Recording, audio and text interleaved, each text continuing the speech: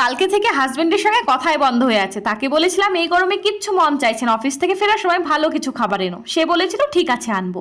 আমি ও রান্নাবান্না না করে তার অপেক্ষায় পেটে খিদে নিয়ে বসেই আছি। সে আসবে আর আমরা একসঙ্গে বসে খাবো। এদিকে রাত্রি 9:30 বেজে যাচ্ছে, সেও আসছে না। অপেক্ষায় থেকে থেকে দেখি 9:45 নাগাদ বেলের আওয়াজ। তাড়াহুড়ো করে গেট খুলতেই বড় একটা প্যাকেট সে আমার হাতে ধরিয়ে দেয়। কিচেনে গিয়ে প্যাকেট খুলে ঢালতে গিয়েই এ কি, এ তো কাঁচা মাছ, তুমি এত রাত্রে মাছ কেন এনেছো?